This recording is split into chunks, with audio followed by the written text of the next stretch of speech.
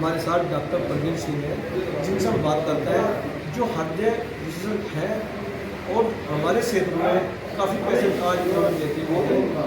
Doctor visit आज यहाँ पे कैंप लगा था रोटरी क्लब के माध्यम से, जिसमें आज इनकी विजिट यहाँ पर रही है। दिल्ली में स्पेशलिस्ट इनका अपना कार्य है। आज हमारे यहाँ से पूर्व जिला पंचायत सदस्य विशेषकर चौधरी जी के निमंत्रण पर डॉक्टर साहब ने गाँव में विजिट किया है। उनसे बात करते हैं। सर, हमारे क्षेत्र में जो मतलब जैसे भारत में अगर जो रोगी हैं काफ़ी है, उन्हें किस किस चीज़ का मौसम के समय पर ध्यान रखना चाहिए? देखो, मौसम के समय पे जो डेली तो इसी चीज़ का ध्यान रखता है कि कुछ गर्म सर्द नहीं होना चाहिए, स्पेशली ठंडा पानी अवॉइड करना चाहिए। और दूसरी बात ये है कि जहाँ तक हार्ट का मामला है, वो अपने जो साउथ ईस्ट एशिया है, जिसमें श्रीलंका, पाकिस्तान, इंडिया, बांग्लादेश, यहाँ पे हार्ट की बीमारी बहुत ज़्यादा है। कॉमन क्यों है? क्योंकि अपनी जेनेटिक्स ऐसी, ये अपने फादर मदर को तो बता ही नहीं सकते कि यहाँ पे जेनेटिक्स ऐसी है, यहाँ पे जीन्स ऐसी है कि अपन को हार्ट की बीमारी होने की संभावना ज़्यादा रहती है। और जो साउथ एशियंस को जो हार्ट की बीमारी होती है वो बहुत ज़्यादा सीवियर होती है, मरने के चांसेस ज़्यादा रहते हैं, दवाइयों का कम असर रहता है, ऑपरेशन का कम असर रहता है as compared to American British. ठीक है, तो ये अपनी जेनेटिक्स ऐसी है कि अपन को हार्ट की बीमारियों की संभावना ज़्यादा है। दूसरा, आपने बताया कि मौसम चेंज है, तो मौसम चेंज में जिसको खांसी जुकाम, जिसको एलर्जी होती है, तो कुछ समय पहले से एक इंजेक्शन आया है वैक्सीफ्लू एक इंजेक्शन आया है साल में मार्च के महीने में, वो वैक्सीफ्लू इंजेक्शन जरूर लगवाएं। अगर आप लगवाएंगे तो ये तो नहीं कि बिल्कुल खत्म हो जाएगी, लेकिन मिनिमम हो जाएगी। आपको दवाई एंटीबायोटिक लेने की जरूरत पड़ेगी, कम आपकी सफरिंग होगी, जल्दी ठीक होगी। तो एक वैक्सीन आई है जो प्रिवेंट करती है वैक्सीन, वो जरूर लगवाएं। जिसको भी बार बार खांसी जुकाम, जिसको भी बार बार स्नीजिंग, बार बार छींके आना, एलर्जी होना, हर 2-4 महीने में बुखार हो जाना, तो वैक्सीन का बहुत अच्छा है। सर, जैसे डॉक्टर साहब आप आपसे बात करें, हम जो पेशेंट लोग होते हैं या हमारे साथ जो पेशेंट करना चाहिए, जो हार्ट के जो पेशेंट हैं या अन्य व्यक्ति जो नॉर्मल है, उन्हें भी किसी भी चेकअप समय पर कराना चाहिए, उसके बारे में थोड़ा बताइए। देखो, एक कहावत है, prevention is better than cure. ठीक है ना? तो हार्ट कैसे पता नहीं लगता? हार्ट अंदर होता है, आप अंदर नहीं झाँक सकते। भीतर हार्ट अप्रकट है, दिखता नहीं है। ठीक है, तो हार्ट एक अप्रकट चीज़ है, तो इसके लिए जांचों से ही पता लगता है। जैसे ब्लड प्रेशर है, जब आप जांच कराएंगे तभी पता लगेगा। ऐसी शुगर है, जब आप जांच कराएंगे तभी पता लगेगा। ऐसे ही हार्ट है। लेकिन हार्ट सबसे इम्पोर्टेंट ऑर्गन है। हार्ट 24 घंटे काम करता है। जब अपन सो रहे हैं तो भी हार्ट काम कर रहा है, जब अपन कुछ काम कर रहे हैं तो भी हार्ट काम कर रहा है। तो हार्ट अपने शरीर का इंजन है, इसको ठीक रखना बहुत ज़रूरी है। हार्ट बंद तो मरीज बंद। तो जब अपन 35-40 की एज के आसपास जब अपन पहुँचे, चाहे अपन को रिस्क फैक्टर है या नहीं है, चाहे अपने फादर मदर को हार्ट की बीमारी थी नहीं थी, चाहे अपन स्मोकिंग करते हैं नहीं करते, चाहे डायबिटीज़ है नहीं है, चाहे हाइपरटेंशन है नहीं है, अपन को कुछ बेसिक जांच करवानी चाहिए। जैसे कोलेस्ट्रॉल की जांच, शुगर की जांच, ब्लड प्रेशर, टीएमटी बहुत ज़रूरी है। तो ये सब जांचें अपन को हर 2-2, 3-3 साल में करवाती रहनी चाहिए। इनसे क्या है, हार्ट की बीमारी के को पहले पकड़ा जा सकता है। नहीं तो मरीज को सीधा रात में 12 बजे दर्द होता है, तुरंत हॉस्पिटल ले जाना पड़ता है, उसमें 20-25% तो हॉस्पिटल पहुंचने से पहले एक्सपायर हो जाता है। तो अगर इस चीज़ से बचना है आपको, तो समय समय पे हार्ट की जांच कराते रहो। जांच ज़्यादा कुछ नहीं करानी है, बस एक टीएमटी कराते रहो। अच्छा, जैसा नॉर्मली किसी को हार्ट की कोई नाइट में हो जाए, उसके लिए क्या हमें टैबलेट क्या घर पे हमेशा रखनी चाहिए, जो एक नॉर्मली किसी पेशेंट को डॉक्टर तक जो ट्रीटमेंट मिल पाए वहाँ तक वो बहुत अच्छा ये डॉक्टर को भी पता नहीं होता। एक एस्प्रिन टैबलेट आती है, सस्ती सी गोली है 25 पैसे की। एस्प्रिन टैबलेट आती है, जैसे ही किसी को रात में दर्द हो रहा है, कोई भी 45-50 साल का आदमी कहे कि भाई मेरी तो छाती में दर्द हो रहा है और ऐसा दर्द हो रहा है कि आज तक ऐसा कभी नहीं हुआ, ये ज़िंदगी में पहली बार हो रहा है और मैं गया। हार्ट का दर्द बिल्कुल अलग होता है। मरीज़ को ये लगता है मैं मरा, और वो कहता है कि मेरे को तो ऐसा कभी दर्द नहीं हुआ, मुझे हॉस्पिटल ले चलो, तो तुरंत एस्प्रिन की गोली जीभ के नीचे डाल दो। तो उससे आप कम से कम 100 में से 10 मरीज बचा लो, 25 मरीज बचा लो। इस छोटे से काम से कि एक घर में एस्प्रिन की गोली रखी है, वो आपने मरीज को दे दी। अगर चाहे गैस का भी दर्द है तो भी आप दे दो, कोई वो ज़्यादा नुकसान नहीं करेगी। गैस से कभी नहीं मरेगा, मरता हार्ट अटैक से। तो घर में अगर एस्पिरिन की गोली आप रखोगे और किसी भी आस पड़ोस किसी को भी छाती में दर्द है और आपने दे दी, तो आप ये समझो आपने बहुत पुण्य का काम किया है, आपने 100 में से 25 मरीज बचा लिए। अच्छा, जैसा कुछ पेशेंट हार्ट के हैं, कुछ नए पेशेंट भारत में लगभग बढ़ते जा रहे हैं, चाहे मधुमेह के हों, चाहे हार्ट के हों, अन्य बीमारियां भी शरीर में बहुत ज़्यादा उन्हीं चीज़ों से पड़ जाती हैं।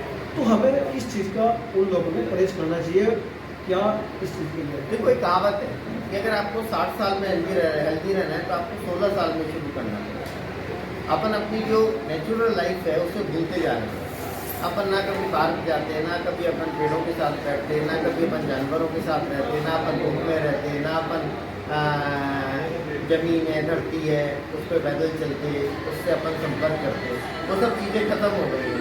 अपन कार में रहते हैं, अपन एसी में रहते हैं, छत के नीचे रहते हैं, यही चल रहा है।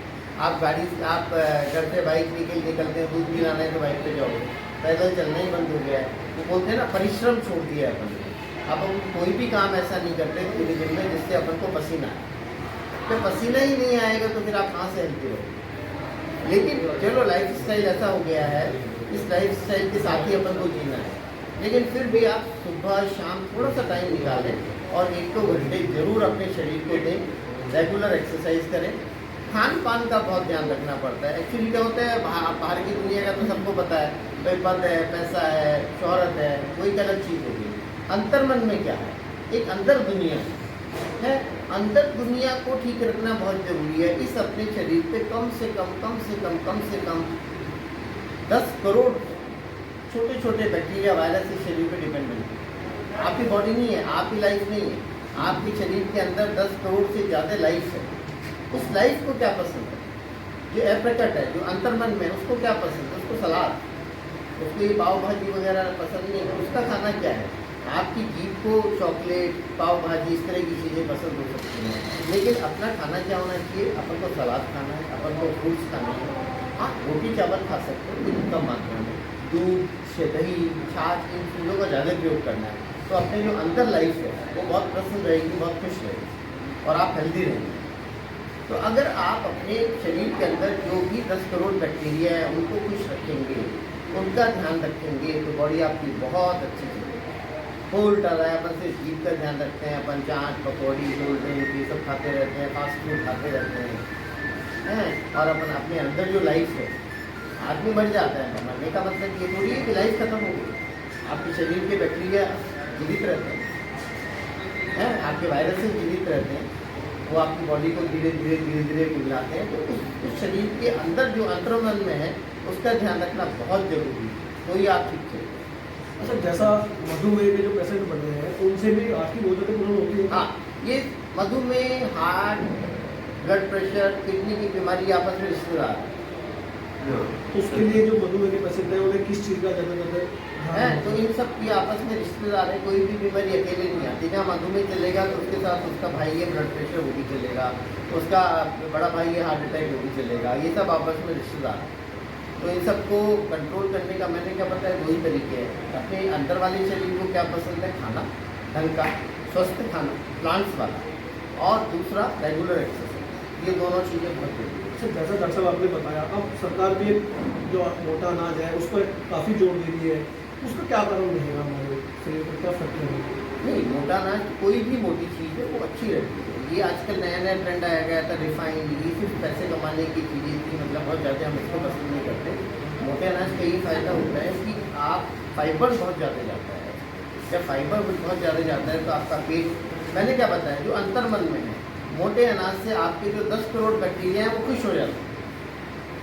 तो वो 10 करोड़ बैक्टीरिया जिस भी चीज़ से खुश हो रहे हैं वो आपको खाना है, वो मोटे अनाज से खुश हो, तो ठीक है ना। तो मोटे अनाज का मिलेट्स जो है, जो मोदी जी ने भी बहुत प्रचार प्रसार किया है, पहले यही खाते थे लोग। ये तो बीच में 40-50 साल से ट्रेंड आ गया अमेरिका के कारण, एडवर्टाइजमेंट के कारण। पहले एडवर्टाइजमेंट नहीं थे तो लोग मिलेट्स ही खाते थे, ज्वार, बाजरा, इस तरह की चीज़ें खाते थे। ये रिफाइंड चीज़ें, चाय, कॉफ़ी, मिठाई, ये तो अब आने लगे। आज से आप 50-60 साल पहले चलो, यही सब चलता था। जैसे क्या है, पहले अब अपन शुगर केन को जूस पीते हैं, पहले लोग चबा चबा के खाते थे, वो ज़्यादा अच्छा था। तो मिलेट्स एक तरह से वही है। आज भी अगर शुगर केन को, गन्ने को अगर आप मुँह से छील के चबा चबा के खाएंगे तो बहुत ज़्यादा उपयोगी है। और आप जूस पीते हो तो कुछ भी नहीं होता, आप एक तरह से चीनी घोल दी है, शहद घोल दिया उसका पानी पिए। तो मिलेट्स वो है। तो फिर मैं बता रहा हूँ जो अपने अंदर की चीज़ को खुश रखे, उनमें ये सब चीज़ें आती हैं और उनको खुश रखना बहुत ज़रूरी है। ठीक है, ये हमारे साथ डॉक्टर साहब थे, इन्होंने हमें विस्तार से बताया कि आज की जो जनरेशन है हमें किस चीज़ पर रहना है, किस चीज़ को ज़्यादा यूज करना है, ज़्यादा से ज़्यादा हमें बचना है बीमारियों से, अपने आप को व्यायाम करना है, मोटे अनाज का सेवन करना है, फास्ट फूड इन चीज़ों से दूर रहना है।